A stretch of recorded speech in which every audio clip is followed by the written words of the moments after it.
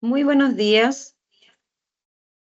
Bienvenidos a la conferencia Inclusión en la Educación Superior, implementación de la Ley 21.545.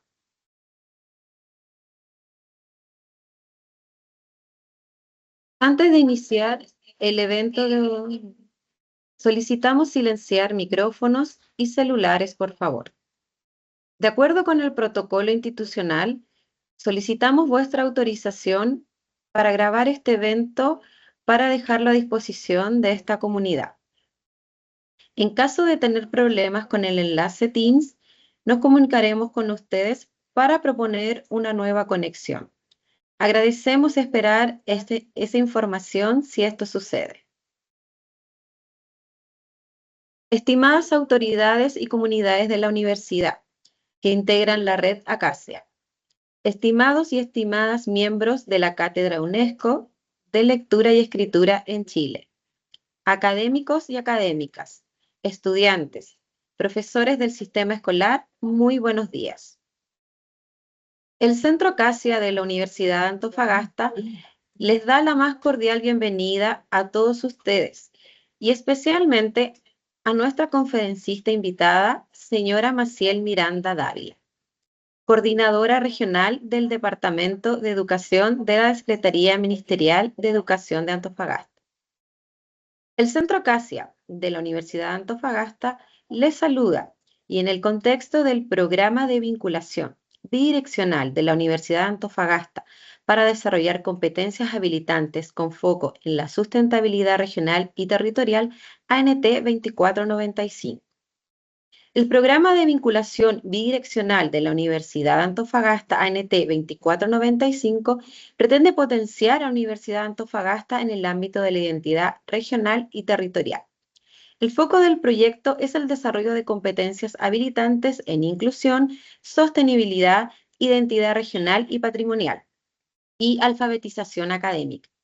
En este contexto, iniciamos este ciclo de clases abiertas con el tema de inclusión. En esta importante sesión nos acompaña la señora Maciel Miranda Dávila, coordinadora regional del Departamento de Educación de la Secretaría Ministerial de Educación de Antofagasta. Nuestra invitada es psicóloga con especializaciones en psicología de la Gestalt y psicología transpersonal. Fue docente universitaria entre los años 2002 y 2013 a cargo de la formación de terapeutas y educadores. Profesionalmente, su principal desarrollo es en el sector público, promoviendo la implementación de políticas públicas inclusivas y democráticas, con énfasis en perspectiva de género y derechos. Gestión directa en la creación e instalación de la Unidad de Protección y Buen Trato de la Junta Nacional de Jardines Infantiles en el año 2006 al 2010, periodo en el que lidera la formación de esta unidad en la región. Desde el año 2016 integra el cuerpo profesional de la Secretaría Ministerial Regional de Antofagasta, primero como asesora de gabinete en materias de participación ciudadana y género, y luego diseña estrategias de acercamiento de las políticas públicas hacia la ciudadanía y fomento de la capacidad de control ciudadano de los usuarios del sistema educativo. Actualmente es la coordinadora regional de educación especial, promoviendo acciones tendientes a la disminución de brechas de discriminación para estudiantes en situación de discapacidad, así como la construcción de sistemas educativos inclusivos.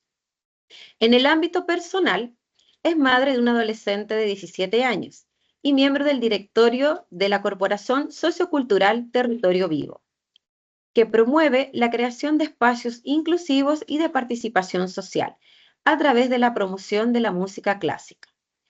Todo esto con el fin de colaborar en el desarrollo de una sociedad más inclusiva y democrática. Invitamos a la señora Maciel Miranda Dávila a participar en la clase abierta Inclusión en la Educación Superior, implementación de la Ley 21.545.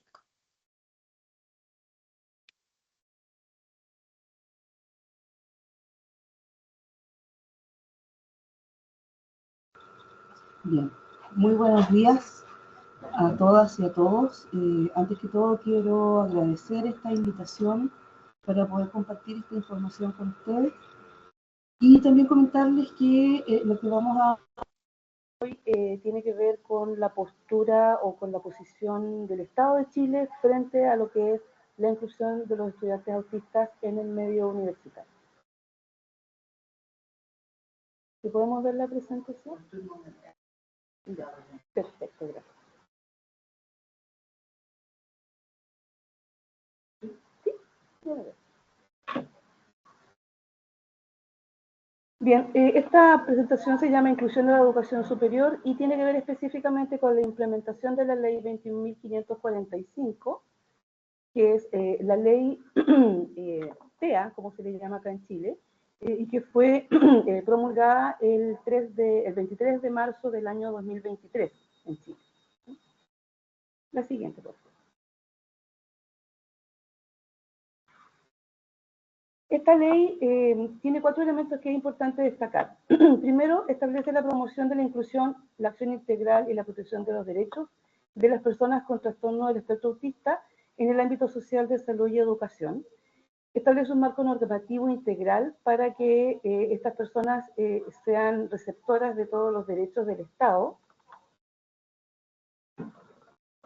Tenemos un problema ahí de... A ver, me salí de la cámara. Ahí me...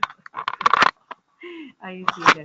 Estas cosas son en vivo y cuando son en vivo pasan situaciones. Perfecto, gracias, Ariel. Además, tiene 25 artículos que están organizados en 5 títulos y de esos 5 títulos, uno corresponde al ámbito educacional. Como el autismo es un neurotipo genérico, esta ley además contempla toda la intervención y todo el seguimiento legal durante todo el ciclo de la vida, desde que la persona nace hasta que muere. Esa es una gran diferencia con las otras leyes de inclusión en Chile, que todas terminan hasta los 18 años. No se hacen cargo desde la infancia. La siguiente, por favor. Aquí están los artículos muy rápidamente, los artículos de la ley. El primero, las disposiciones generales; el segundo, los deberes del Estado; el tercero, el derecho a la atención de la salud; el quinto, disposiciones finales; y el cuarto es el de educación. Y en educación hablamos de proveer una educación inclusiva de calidad, desarrollo de actividades formativas y de capacitación a los profesionales educacionales. Los establecimientos tienen que proveer espacios educativos que no sean ni violentos ni discriminatorios.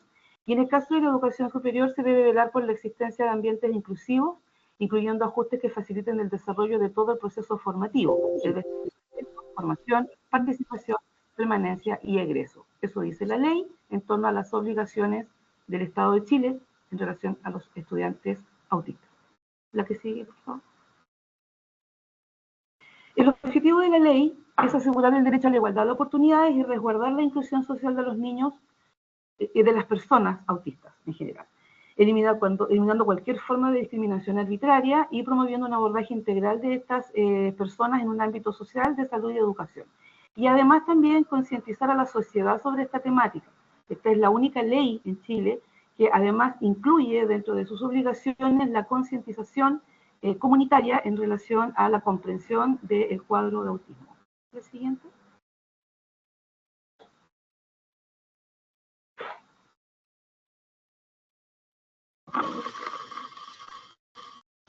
Aquí, muchas gracias.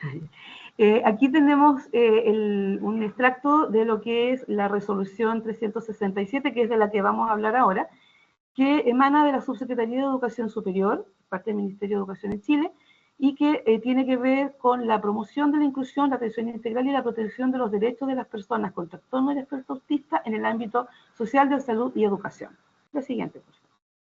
Esta es fresquita, es del 27 de enero de este año, recién salió, así que estamos haciendo un estreno temático en este minuto.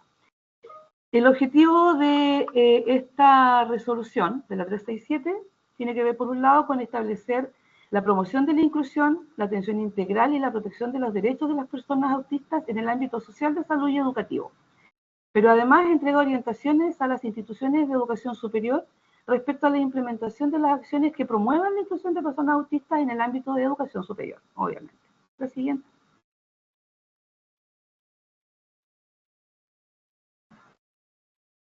El marco normativo nacional, esta ley no está sustentada en el aire, digamos, el marco normativo nacional, que es quien le da peso, es donde se sostiene esta ley, tiene que ver con la ley 20.370 que es la Ley General de Educación, el decreto 201 de las Naciones Unidas que promulga los derechos de las personas con discapacidad, la ley 21.091 sobre educación superior, la ley 21.094 sobre universidades estatales, la ley 21.545, que es la ley de autismo, que establece la promoción integral y la protección de los derechos de las personas autistas, la ley 20.069, que establece medidas en contra de la discriminación, y la ley 20.422, que establece normas de igualdad de oportunidades e inclusión social de personas en situación de discapacidad. Es decir, hay varias leyes de distintos ámbitos, ¿no? Nacional, que se configuran y se confabulan, por decirlo, para darle sustento a esta ley 21.545. La que sigue, por favor. ¿Cuáles son los principios orientadores de la ley de autismo, o la ley autista, como le decimos acá en Chile, de la 21.545? Primero, trato digno, es decir, toda persona con el diagnóstico debe ser tratada de manera adecuada, respetuosa y responsable de acuerdo a sus características y a las condiciones que presente y a las características de su condición. Con un énfasis en autonomía progresiva, que quiere decir que apuesta al desarrollo progresivo del estudiante, de sus autonomías, de sus aprendizajes, de sus independencias, más allá de los plazos y tiempos que nos damos desde una mirada más curricular, sino que entendiendo, digamos, desde una lógica más personal. Una perspectiva de género es otro de los principios orientadores, que tiene que ver con hacer la diferenciación en relación a cómo se vivencia una condición de autismo siendo mujer o siendo hombre. Detalle al margen, las mujeres, dadas las características de socialización, por lo menos aquí en Chile, tienden a pasar enmascaradas, ¿no? Y se diagnostican muy tardíamente porque lo que para un niño pareciera ser una conducta distinta o extraña, para las niñas es aceptado y es normalizado, ¿no? El no tener muchos amigos, el no hablar mucho, etc. Entonces la perspectiva de género también integra estos principios. La intersectorialidad entendida como que todos los sectores, disciplinas, teorías y técnicas que se configuran dentro de un espacio educativo deben estar al servicio de la comprensión y el mejor manejo del diagnóstico en las personas que lo llevan. Participación y diálogo social, que tiene que ver con que esta ley se construye desde la sociedad hacia el Congreso. Es distinto a lo que ocurre con otras leyes. Son 10 años de participación y de lucha social que hacen las agrupaciones de familiares de autistas o personas en situación de autismo, quienes logran finalmente levantar esta política, esta ley, e implementarla. Por lo tanto, esta es una ley de participación ciudadana. También el concepto de neurodiversidad está dentro de los principios orientadores, que quiere decir que somos todos distintos, que hay una neurodiversidad en términos de lo que es la característica neurológica de los estudiantes autistas, y que por lo mismo no hay ningún autista que sea igual al otro. Entonces eso también es un tema que hay que entender, porque a veces uno escucha, no, pero es que este niñito no tiene estas características. Bueno, el autismo se manifiesta de distintas maneras y hay múltiples variables que hacen que esta manifestación sea distinta. La detección temprana también es un principio de esta ley que tiene que ver con que mientras más temprano, ¿no? es la certeza de que mientras más temprano diagnosticamos a un niño o una niña, más rápido podemos empezar con las acciones remediales y más rápido se logra, digamos, establecer mayores avances en relación a sus metas y a sus expectativas en términos de aprendizaje y desarrollo integral. Y por último, el seguimiento continuo. Como yo decía al principio, esta es una ley que abarca todas las etapas de la vida de la persona autista. Por lo tanto, el seguimiento desde el momento en que nace hasta el momento en que muere siempre está protegida bajo el alero de esta ley. La siguiente, por favor. La ley 20.422 va a entender como igualdad de oportunidades para las personas con discapacidad la inexistencia de discriminación. Y hablamos de discriminación arbitraria, porque hay discriminaciones que son positivas, ¿no? Si yo tengo un estudiante con silla de ruedas y hago la discriminación de ponerlo en el primer piso, esa es una discriminación positiva. Si yo tengo un estudiante con silla de ruedas y mantengo la sala o la clase en el tercer piso y digo, bueno, aquí el que llega, llega y cada uno sabrá cómo llega, eso es una discriminación arbitraria, ¿no? La ley 21.545, por otro lado, plantea que la persona autista es aquella que presenta una diferencia en el neurodesarrollo típico, que observa dificultades significativas para iniciar, responder y mantener interacción y comunicación social con diversos trastornos así como conductas e intereses restrictivos o repetitivos. Eso es como una característica propia de la persona autista. ¿El siguiente, por favor? Ahora, el alcance de estas orientaciones. Primero, estas orientaciones están dirigidas a todas las instituciones de educación superior que integran el sistema de educación superior, universitario y técnico profesional en Chile. Esto quiere decir que involucra al subsistema de educación superior, que tiene que ver con las universidades estatales creadas por ley, las universidades no estatales pertenecientes al Consejo de Rectores de Chile, CRUCH, y las universidades privadas reconocidas por el Estado, es decir, todas. ¿Ya? Y el subsistema técnico profesional, que lo integran los centros de formación técnica estatales, los CFT, y los institutos profesionales y centros de formación técnica privados reconocidos por el Estado. De Víctor Vergara y Ernesto Ramírez.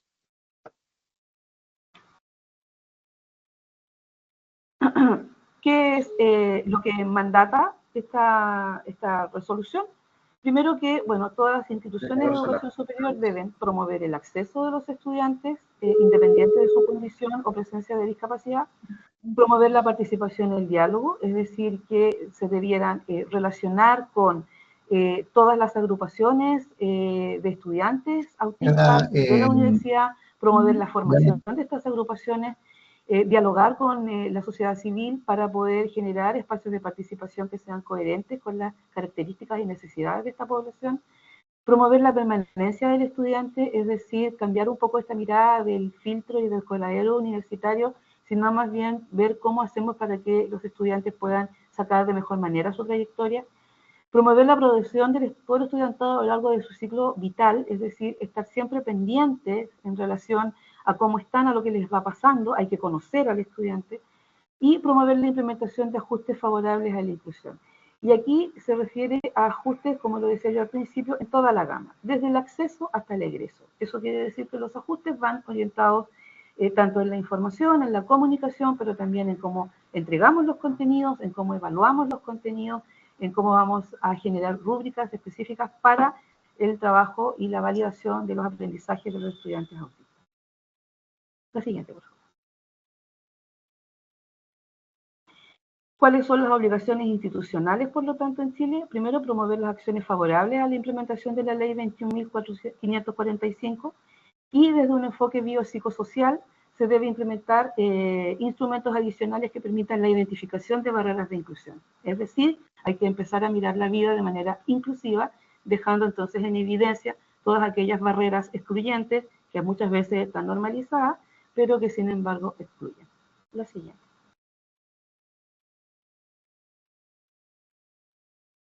Los ajustes que debieron darse según la dimensión de gestión institucional. Tenemos 4 dimensiones. La primera son ajustes normativos a protocolos y procedimientos.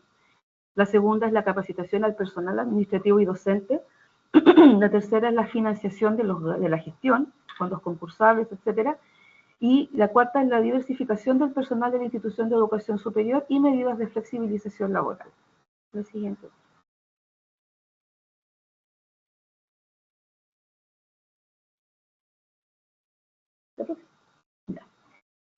Aquí algunos ejemplos de ajuste. En el criterio 1, por ejemplo, en ajustes normativos, he mencionado incorporar expresamente a las personas autistas en los protocolos o reglamentos de inclusión, mecanismos de acceso directo, por ejemplo, vía de admisión especial para estudiantes autistas, contar con protocolos de respuesta ante situaciones desafiantes, que es como se le llama hoy a las desregulaciones emocionales y conductuales que puedan presentar los estudiantes.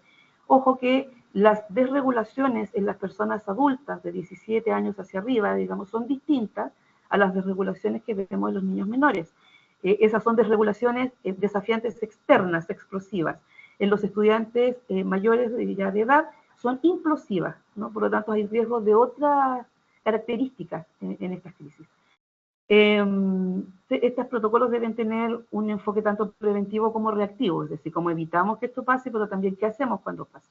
Contar con un protocolo de denuncia cuando se vulneran los derechos de los estudiantes, elaborar que la documentación institucional esté bajo los criterios de la accesibilidad universal según lo dispuesto en la Ley 21.545 y garantizar que todos estos documentos oficiales y protocolos estén disponibles para la comunidad en sus sitios web.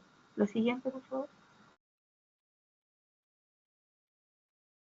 La capacitación, el criterio 2, capacitación al personal administrativo y docente, la planificación anual de actividades de concientización sobre el autismo, la realización de jornadas de capacitación a funcionarios y funcionarias de la institución, ojo, no solamente al cuerpo docente, en las universidades transitan mucho tipo de profesionales administrativos y no administrativos, y todos se relacionan entre sí, por lo tanto, todos deben estar capacitados, y presentar al menos una vez al año un protocolo de respuesta ante las situaciones desafiantes a la comunidad para que ellos la puedan aprobar o modificar si es necesario y que este sea accesible en diversos formatos para la comunidad. La siguiente. En el criterio 3,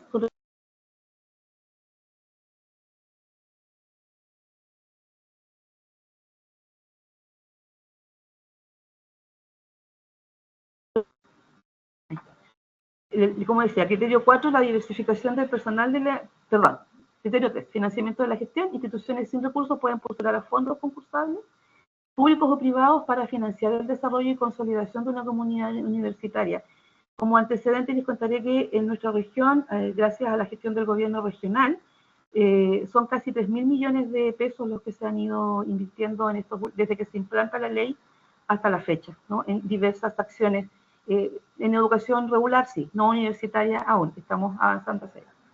El criterio 4, diversificación del personal de institución de educación superior y medidas de flexibilización laboral.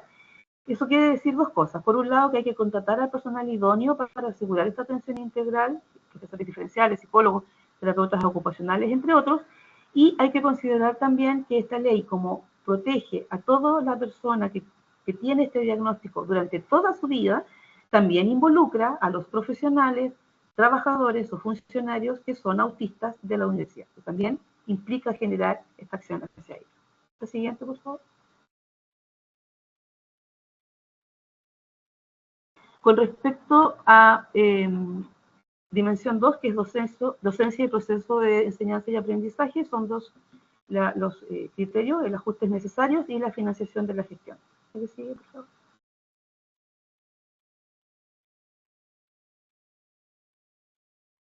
En el criterio 1, que son los ajustes necesarios, la socialización de los documentos y en todas las facultades, escuelas y docentes para que todos participen y conozcan, digamos, las actividades curriculares y que en todas puedan participar los y las estudiantes autistas. Definir un proceso de monitoreo del cumplimiento de la ley por un equipo externo, digamos, que esté de la universidad, pero que esté permanentemente vigilando que esto se cumpla en los distintos estamentos. Implementar metodologías de enseñanza y evaluación inclusiva, disminuir al máximo los estímulos en salas o lugares donde se realizará la actividad académica, mucha decoración perturba, permitir el uso de elementos externos que faciliten la autorregulación sensorial. Si un estudiante llega con un osito de peluche, a lo mejor ese es su referente de sostener, entonces permitir que lo tenga, o la tablet, etcétera, ver si eso efectivamente es parte de su autorregulación. Considerar apoyos visuales que faciliten la comunicación, los pictogramas u otro tipo de señalética que permita que los estudiantes puedan ubicarse bien y comunicarse bien. Procurar que los espacios en que se desarrollen las clases permitan la movilidad de todas las personas. Estos son elementos que en general generan crisis en los estudiantes con la condición de autismo. La siguiente. Contar con espacios tranquilos y seguros, lo que en las escuelas llamamos espacios de calma. Anticipar cualquier cambio de actividad que varíe rutina de la vida universitaria. Contar, por ejemplo, que puede haber un paro, contar que eventualmente un profesor se puede enfermar, contar que van a tener cambios de profesores porque es por módulos, esas cosas que son tan de perogrullo, ¿no? Para una persona que no es de la neurodiversidad, para un neurodivergente puede ser bastante complejo, digamos, ¿no? La salida de la rutina puede ser muy complicada. Realizar actividades de concientización comunitaria en torno al autismo y la promoción de la convivencia institucional. Lo peor que nos puede pasar es generar información y llenar los vacíos de información con prejuicios. Respecto a las evaluaciones ojalá en salas con menos cantidad de estudiantes, considerar el diseño de distintos formatos para una misma evaluación, accesibilidad, evaluar progresivamente objetivos relativos al trabajo en equipo y a las habilidades comunicativas, como por ejemplo presentaciones orales, que no haya mucho público, etc. La siguiente. En el criterio 2, capacitación docente, implementar capacitación general sobre autismo a todo el cuerpo docente y de la comunidad educativa y asegurar un espacio de consulta y contención técnica para los docentes con estudiantes autistas. También es importante tener un espacio de contención para quienes van a estar a cargo de su acción docente. En la dimensión 3, vinculación con el medio, solo un criterio que es la vinculación con redes y participación.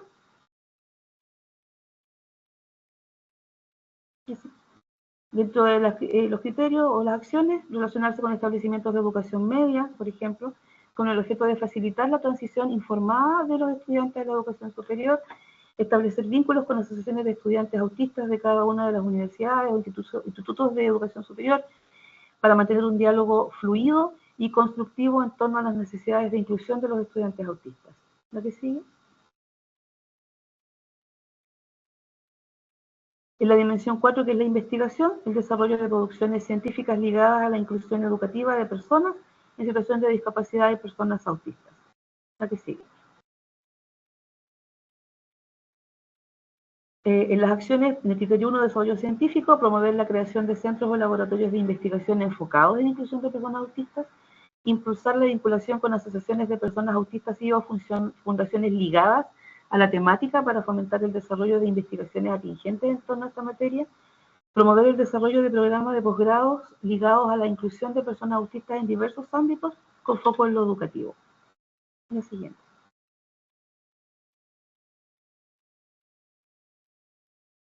Lo más difícil de todo esto es cambiar nuestras creencias y desafiarlas para avanzar en una educación inclusiva. Eso, muchas gracias.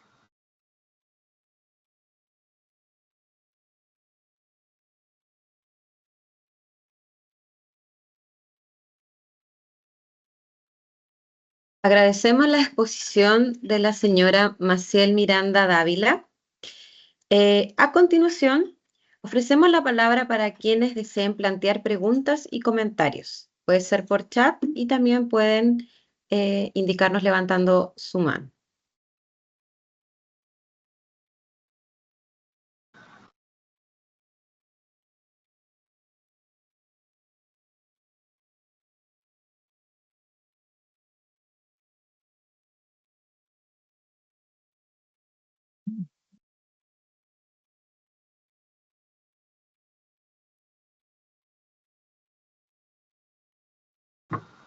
Josefina Araya.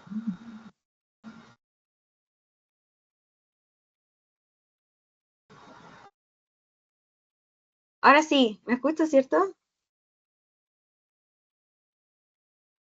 Parece que no. Ah, hola. Hola. Ah, ya, sí me escucho. Sí, Josefina. Yo quería hacer una consulta porque habló de que había que hacer un protocolo antes de regulaciones en situaciones desafiantes. Me imagino que es como un PAEC en lo que es la educación, que es algo individual, porque se hace personalizado. En la educación superior me imagino que debería hacerse igual. Así lo indica esta resolución. Debería hacerse algo igual individualizado, ¿no? Mira, sí, efectivamente. Cuando se habla de estos protocolos, hay dos formas de manejar esto. Por un lado, es hacer un protocolo general, ¿no?, que en el fondo declare la posición de la universidad y cómo van a manejar en términos generales, ¿no?, la situación de los estudiantes autistas. Y por otro lado también, y esto es lo que se hace en conversación con el mismo estudiante, es identificar cuáles son aquellos elementos que pueden operar de manera contraria a la inclusión del estudiante. Y ahí identificar aquellos factores que puedan ser efectivamente gatillantes. Yéndonos al extremo, por ejemplo. Si tenemos un autista no hablante, un autista puede ser una persona de alto rendimiento, pero no hablante. Entonces, si vamos a hacer evaluaciones habladas, lo vamos a hacer disertar, le va a ir mal. Entonces, eso tiene que estar dentro de ese protocolo, indicado cuáles son los elementos que gatillan una crisis y cómo evitar esa crisis. Lo importante es que no lleguemos a ese nivel. En general, todos se complican mucho con esta parte, pero lo que nosotros hemos observado es que cuando los centros educativos establecen buenas acciones de anticipación con los estudiantes, las crisis se reducen al mínimo. Porque es la ruptura de la rutina, ¿no? Es la que genera la crisis. Entonces, en la medida que esto se va como visualizando y se van poniendo como en carpeta o en evidencia aquellos aspectos que podrían generar una crisis, entonces estas crisis tienden a desaparecer. Disculpe, ¿le puedo hacer otra consultita? ¿Y quién sería el encargado de hacer eso? ¿Cómo? ¿Me escuchan? Ahora sí. Ah, ya. ¿Quién sería el encargado dentro de la universidad de hacer eso? Yo creo que igual es una pregunta como súper importante. No sé si hay alguien ahora que esté como... ¿De qué universidad eres tú? Yo estoy en la Universidad de Antofagasta. Ah, perfecto. Bueno, yo no sé quién es el encargado de la Universidad de Antofagasta, pero sí sé que está el Centro Acacia, que está generando toda una estrategia impresionante en relación a lo que es inclusión. Yo creo que es una conversación que se tiene que dar. En general, lo que nosotros observamos, voy a hablar de escuelas regulares, básicas y medias, liceos y escuelas. Generalmente quien establece estos protocolos es el equipo de integración especial educativa, los PIE, en combinación cuando se trata de generar estos protocolos con la familia, en este caso con el estudiante, para identificar, y a veces otros personajes más importantes dentro de la comunidad educativa. Lo que tiene que ver con adaptaciones curriculares, ya hablando ya de temas más pedagógicos, generalmente lo hace en términos de los contenidos el jefe de la cátedra y en términos a las alternativas de metodología de intervención con el personal o el profesional especializado, psicopedagogo, diferencial, etc. Pero es una conversación. O sea, hay que pensar que esta normativa, esta resolución salió en enero. O sea, están todas las universidades en Chile, espero yo, en este mismo proceso que estamos haciendo aquí en Antofagasta, de analizar y discutir cómo vamos a implementar una ley que además no es no implementable. O sea, no podemos decir, no voy a esperar un tiempo más. Es implementable y es ahora. Maciel, te interrumpo brevemente. Estoy escribiendo en el chat que en la UA, la Unidad de Equidad e Inclusión de Rectoría articula a las unidades en estos ámbitos. El Centro Acacia se desempeña en capacitación, reeducación y transformación cultural hacia la inclusión. Lo estoy dejando en el chat. Transformación cultural hacia la inclusión. De hecho, esta clase abierta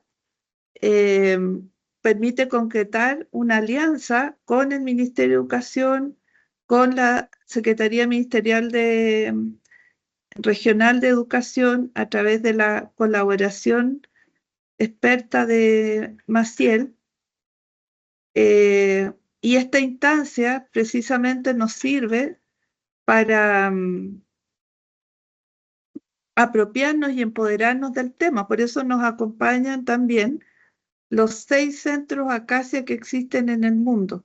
Somos 7 centros Acacia que trabajamos hacia la transformación cultural, hacia la inclusión, para disminuir la deserción por causas no académicas. ¿Cuáles son las causas no académicas?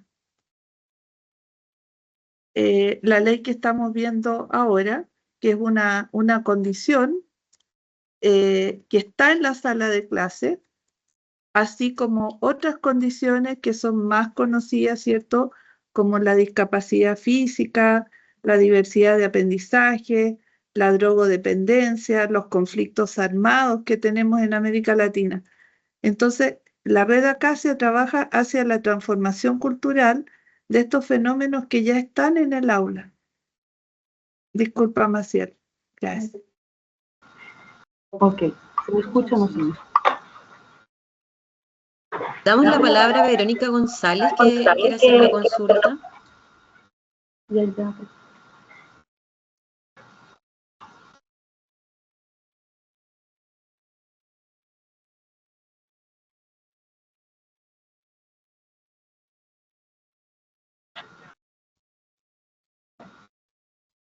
Verónica, no te podemos escuchar.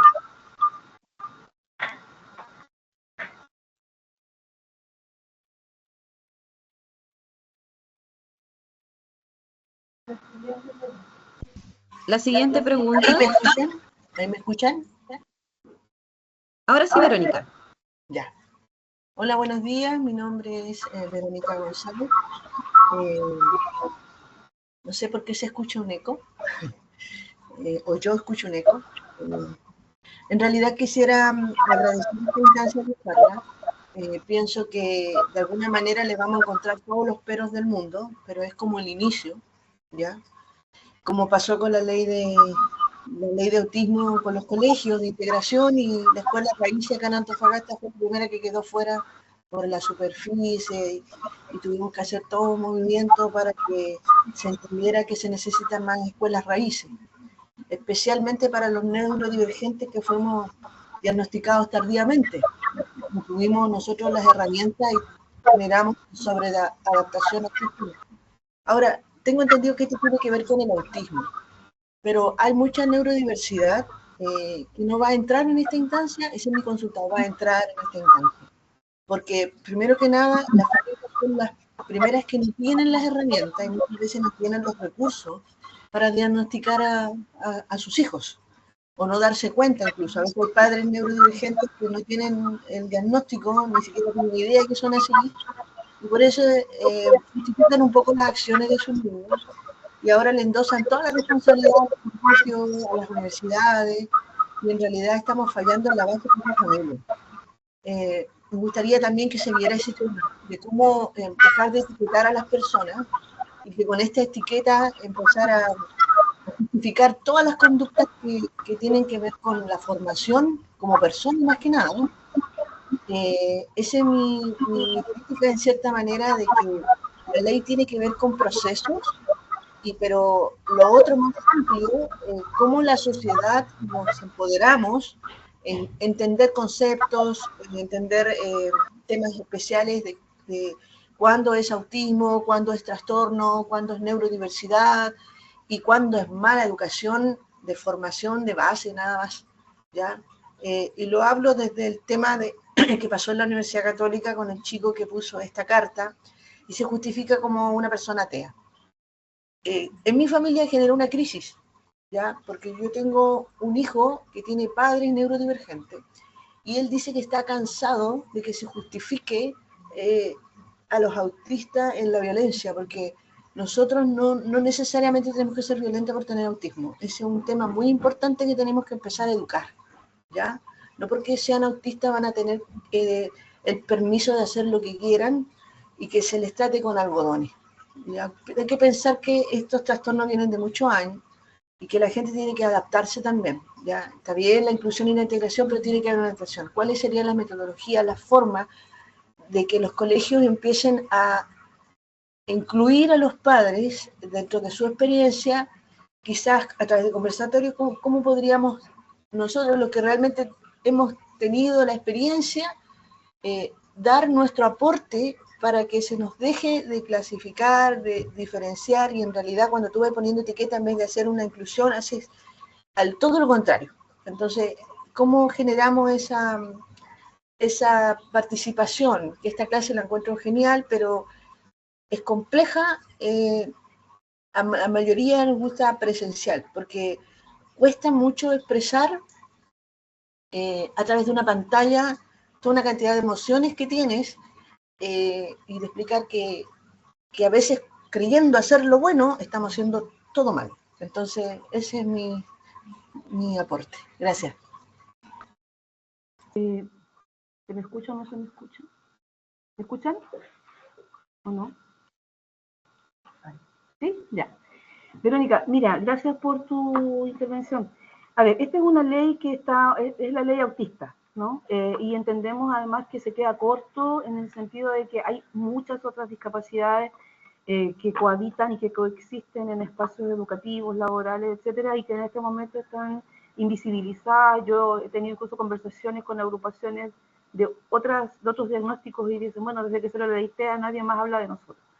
Es un avance que tenemos que hacer, es una discusión que tenemos que dar.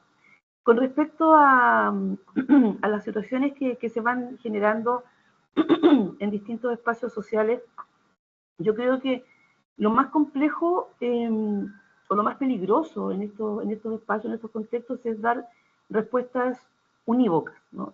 Una sola alternativa de respuesta. Yo comparto profundamente contigo en relación a cómo hacemos para desnaturalizar algunas conductas que están naturalizadas y justificadas dentro de un diagnóstico.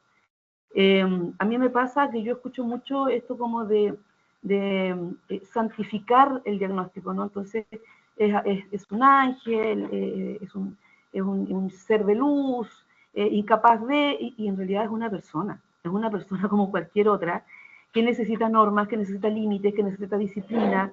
El amor es disciplina, la disciplina es una manifestación de amor. De hecho, en familia, en tribunales de familia, la negligencia en las normas disciplinarias es una negligencia. O sea, uno la pueden demandar si uno no le pone ningún límite al hijo en relación a cómo se adapta a las normas sociales. Entonces, sin duda que hay que hacer eso. Hay que trabajar, hay que entender también, yo también daría una vuelta, digamos, al cuadro o al marco de responsabilidades, porque yo que estoy del lado de educación, veo que, si bien es cierto, y voy a ser súper honesta en esto, nos falta mucho por hacer, mucho. O sea, nosotros en esta región que empezamos neuróticamente, apenas se decreta la ley, nosotros ya teníamos una inversión presupuestada, ya teníamos un plan de trabajo y ese mismo año nosotros ya capacitamos 700 profesores. A la fecha llevamos más de 2.000, pero 2.000 para el universo de profesores de la región de Antofagasta siempre es poco, además considerando la movilidad, con una serie de cosas. Pero estamos en eso, no desistimos. También con la familia hemos tenido que hacer un trabajo porque, por un lado, si bien nosotros entendemos la experiencia que significa, que usted muy bien la refleja, digamos, con todo lo que le significa a una persona autista poder acceder y ubicarse socialmente, digamos, de manera equitativa, también tenemos posiciones en donde se nos pide el cielo, digamos, ¿no? Y hay cosas que efectivamente no se pueden hacer. Cuando hablamos de inclusión, estamos hablando precisamente de una inclusión que se ve entre todos los actores. Eso quiere decir que todos flexibilizamos y todos generamos cierto espacio de acercamiento y de comunicación. Por lo tanto, sin duda, es importante avanzar en la comprensión de la necesidad de una formación integral de parte de las familias a sus hijos, provocando de esa manera condiciones para que su hijo o hija se pueda adaptar a cualquier espacio en el que vaya en el futuro, así como también todos los espacios que van a ser receptivos de estos niños, educacionales, sociales, de salud o lo que sea, también tienen que estar preparados para poder acceder y responder a las solicitudes, necesidades que se están presentando desde este grupo, y también con las mismas personas en condición de autismo, que tienen que también entender que si bien es una condición que eventualmente podría ser una discapacidad, en sí misma, el autismo por sí solo no es discapacidad, es una condición. Y desde ese punto de vista, o desde ese paradigma, tenemos que educar y formar a nuestros niños, autistas o no autistas, bajo la misma norma de disciplina, coherencia y amor. Eso es una norma para todos los niños o niñas del mundo, independientemente de si su condición sea ser autista, sea ser transexual, sea ser originario o sea ser un migrante extranjero. Lo que tenemos que hacer es generar espacios inclusivos, espacios protegidos, en donde para el niño ir a la universidad, ir al colegio, ir al instituto, no sea un dolor de cabeza, un dolor de guata, no sea un susto, no sea una presión, sino que sea un espacio en donde se sienta acogido y se sienta bien recibido. En relación a lo que pasó con el estudiante de la Universidad Católica del Norte, yo quisiera hacer un par de alcances. Creo que, por un lado, nuestro Chile en estas últimas 2 semanas está muy candente con todo lo que tiene que ver con las respuestas frente al estrés de estudiantes autistas. Las noticias se han hecho, digamos, leña con todo lo que ha pasado, con el estudiante que atacó a la profesora, estos otros estudiantes que atacaron a la niña, en fin. Y lo que pasó ahora con este estudiante aquí en Antofagasta. No podemos desconocer que hay condiciones que efectivamente hacen que la situación vivida se experimente como algo tremendamente avasallador e incontrolable y amenazante, que hace que un estudiante o una persona autista reaccione de manera sobredimensionada frente a este tema. Yo creo que, si bien es cierto, no todos o sea, la violencia no es una característica del autismo, ¿no? La respuesta a violencia sí puede ser una característica de respuesta ante cualquier persona que está sintiendo, justa o injustamente, que está siendo maltratada o tratada de manera vulnerante en su vida. Eso no, yo no soy autista y si yo siento que me tratan así, ahora, probablemente no haré amenazas de muerte, no agarraré a pala a nadie, pero probablemente también tenga una respuesta de rabia de vuelta, es lo normal.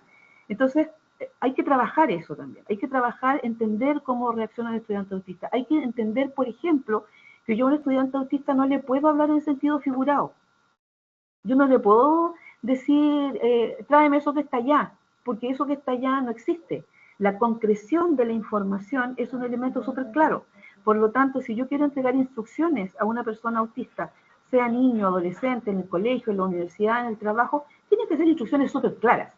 Y no pueden cambiar, no puedo decir, no, esta prueba vale 40% y mañana digo, no, mañana vale 30%. O no puedo decir la prueba hoy día y no va a ser no hoy día en la mañana, va a ser en la tarde. Esas cosas hay que preverlas porque los demás, los que somos neurotípicos, ¿no?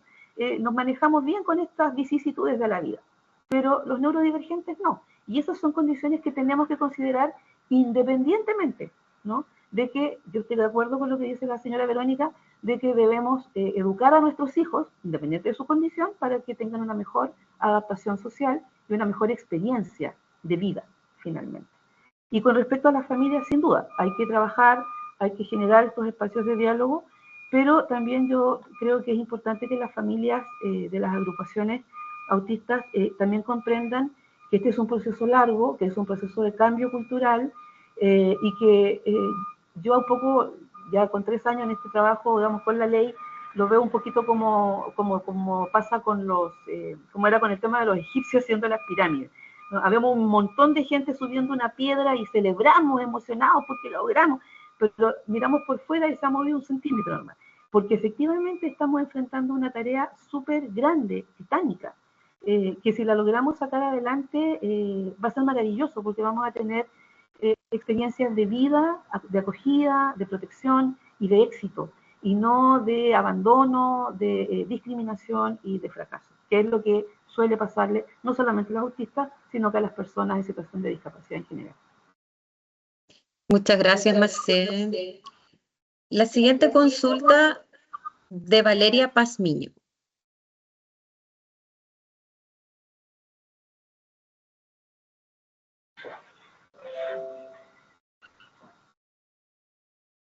Valeria, su consulta.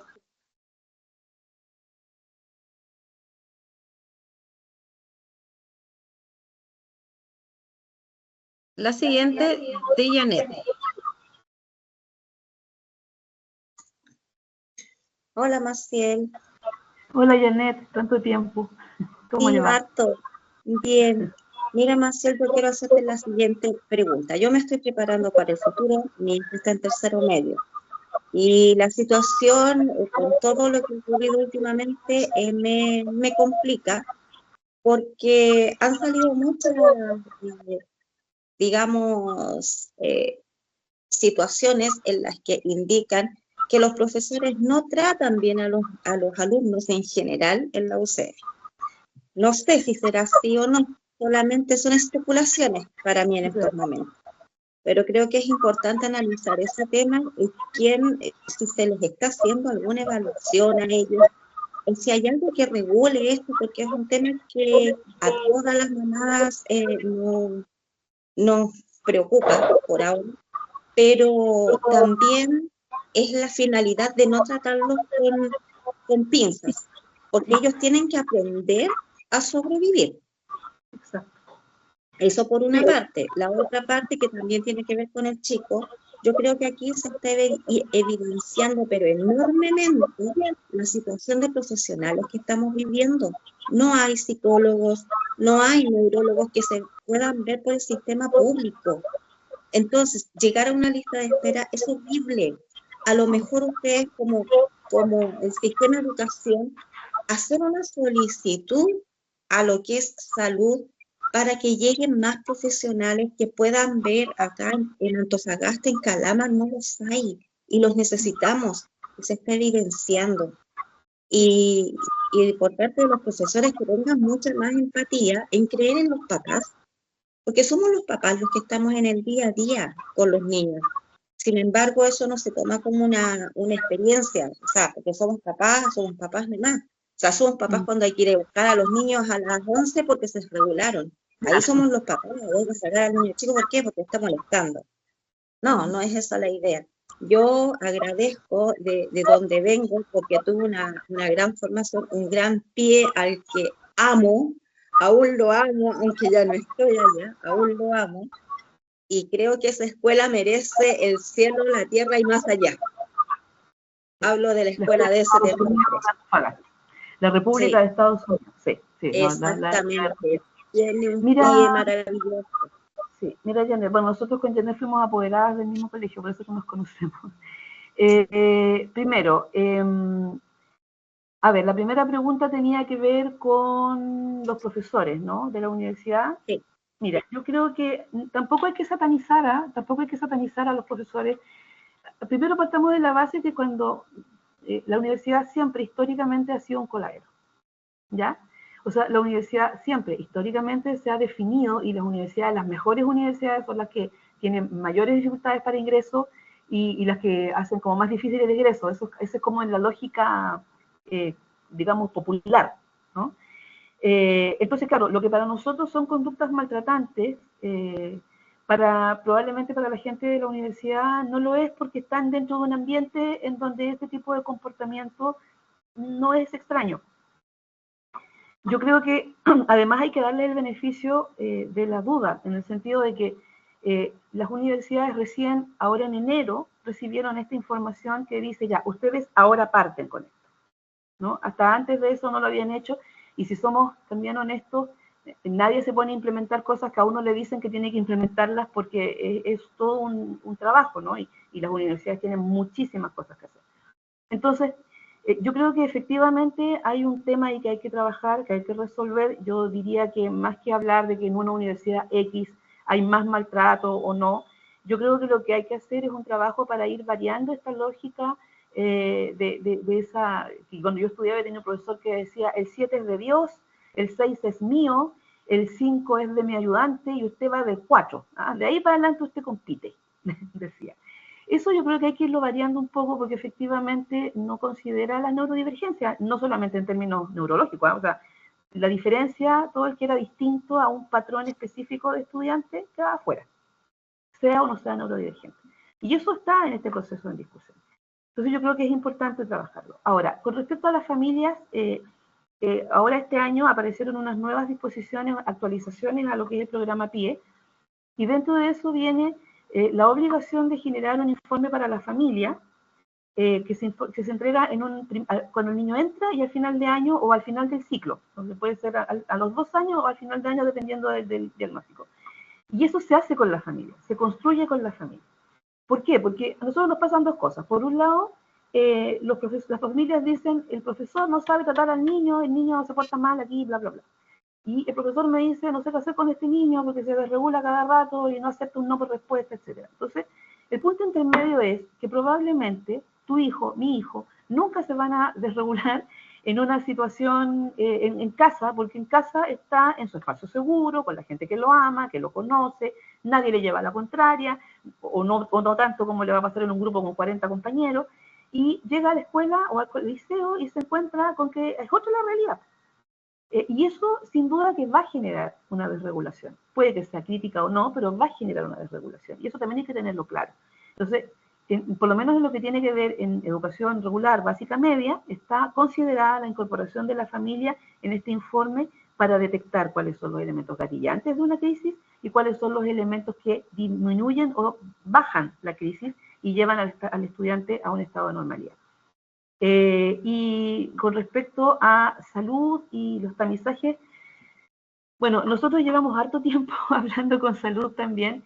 La verdad es que una de las complicaciones más grandes en términos de esta ley, de la ley autista en general, es que promueve una serie de obligaciones a distintos organismos del Estado, pero no tiene recursos. Entonces, efectivamente, se ha levantado desde todos lados, desde todas las voces, que necesitamos más neurólogos, que necesitamos más psiquiatras infantiles, psicólogos especializados, pero no tenemos, no llegan.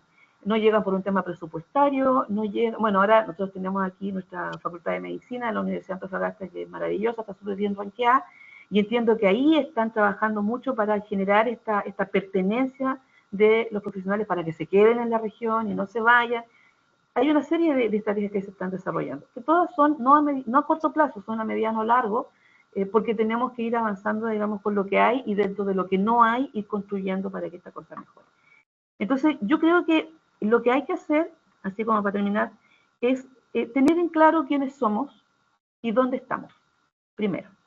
Segundo, conocer bien hacia dónde vamos y entender que mi hijo, aun cuando yo lo adore y quiera darle todo, va a ir a un espacio en donde lo van a apreciar cuando mucho, pero no lo van a amar cuando lo amo yo, porque no es hijo de nadie, y es hijo mío nomás. ¿No? Entonces eso es un hecho que hay que tener claro. Y hay que preparar a los niños para eso. Hay que prepararlos. Una buena escuela les va a generar una serie de cariño y aporte, como nos pasó a nosotros en la escuela en la que nuestros hijos egresaron, pero tampoco podemos pensar de que la directora amaba a tu hijo, a mi hijo como el suyo, porque eso es irracional. Entonces también tenemos que nosotros entender que vamos a enviar a nuestros hijos a otros lugares donde van a tener que adaptarse, y nosotros también a eso, y los profesores a eso, y hacer un diálogo. A veces lo peor son las expectativas. Cuando yo estoy esperando que las cosas sean de este porte y en realidad es de este tamaño. Y de este tamaño nos costó 1 kilo y es súper necesario, pero como yo esperaba algo mucho más grande, no me satisface. Yo creo que hay que ir trabajando con eso. Hay que trabajar con las familias también tienen que entender que aun cuando se vea poco, el esfuerzo que se hace es grande, y si bien, y eso es tal vez la peor maldición de los cambios culturales, que quienes estamos propiciando el cambio cultural, nunca lo vemos. Entonces, ¿quiénes van a poder evaluarnos y decirnos si esto funcionó o no? Va a ser 1 o 2 generaciones más, cuando ya tengamos todo esto instalado, y entonces nos van a decir funcionó o no funcionó. Mientras tanto, estamos actuando de acuerdo a la norma, de acuerdo al sentido común, y de acuerdo, y no me da ninguna vergüenza decirlo, a lo que nos dicta el corazón. Porque esto finalmente tiene que ver con una postura humanitaria, de humanidad. No estamos haciendo ni beneficencia, ni solidaridad, ni nada de eso. Estamos haciendo inclusión. Todos iguales en nuestra diversidad, en nuestra diferencia, todos con el mismo valor, todos con el mismo respeto y todos con los mismos deberes y responsabilidades.